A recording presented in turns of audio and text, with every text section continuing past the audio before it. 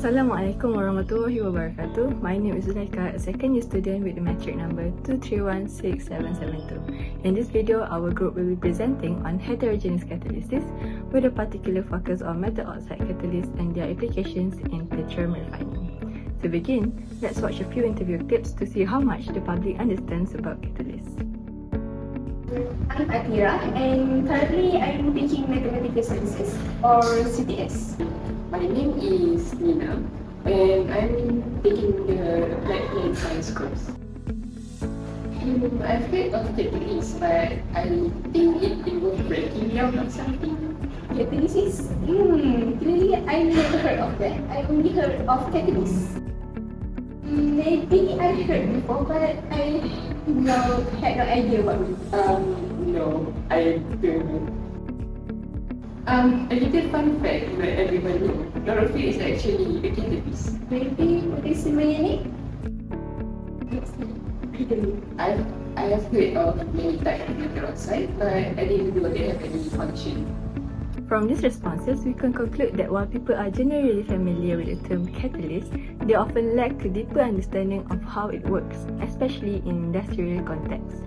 This sets us to explain about the concept in more detailed manner. A heterogeneous catalyst is defined as a catalyst that exists in a different physical phase from the reactants, typically a solid catalyst interacting with gases or liquid reactants. The chemical reaction takes place on the surface of the solid catalyst at specific points known as active sites. The catalytic processes involve three main steps. First, adsorption, where the reactant molecules attach to the catalyst surface. Second, the reaction occurs where the molecules are held in place, and finally desorption, where the product molecules are released, making the active sites available for the next cycle. One of the most important industrial applications of heterogeneous catalysis is found in petroleum refining, where solid catalysts are used to convert crude oil into more viable and usable products such as fuels and petrochemicals.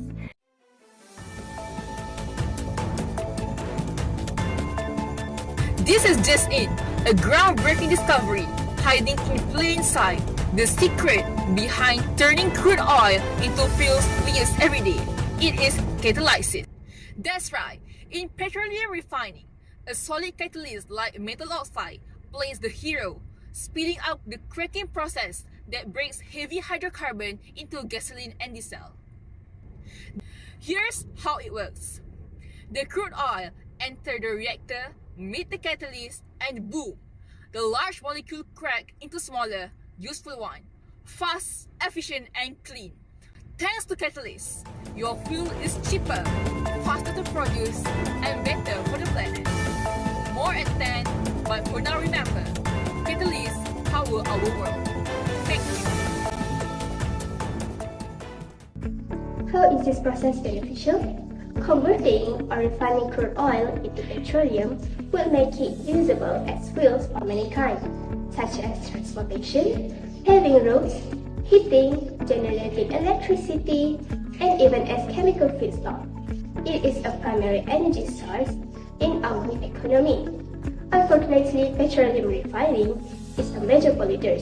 It consumes a large amount of energy and water to produce a large amount of wastewater that would release hazardous gases into the atmosphere.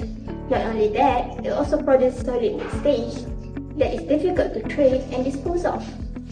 Nevertheless, in the industry, it brings about many benefits as it works as a chemical feedstock to various products. That includes plastic, chemical, and synthetic material. When we think of petroleum refining, we often picture large industrial plants and fuel production, but behind the scenes is a hotbed of scientific research, especially in catalyst development. Researchers are constantly working to develop and improve catalysts, making them more efficient, more stable, and more suited for modern refining challenges. So the first development is nanocatalysts. Researchers are actively developing nanocatalysts using techniques like chemical precipitation and hydrothermal synthesis. These allow precise control over particle size and surface structure, which is essential for tailoring their properties. More recent efforts even integrate nanocatalysts with optimized support materials to enhance structural uniformity under high temperature, which is crucial for modern refining processes like hydrocracking. The next development is the hierarchical catalyst. In labs worldwide, scientists are designing hierarchically structured catalysts using dual templating and pore-forming agents. These catalysts are designed to include micropores, mesopores, and macropores all in one structure. By carefully controlling synthesis conditions, researchers aim to improve pore architecture and interconnectivity, which is vital for applications like fluid catalytic cracking. Next one is the supported metal catalyst. Current research is focused on how to better anchor metal particles onto supports like alumina and silica. Methods such as deposition precipitation, wet impregnation, and atomic layer deposition are being explored. These approaches help fine-tune the dispersion and location of metal nanoparticles on the support materials, making them more uniform and stable. So, as we can see, catalyst research in petroleum refining is anything but static. It's pushing boundaries with new materials and smarter synthesis. But what do all these innovations actually mean for refinery performance? Let's take a closer look at the advantages next.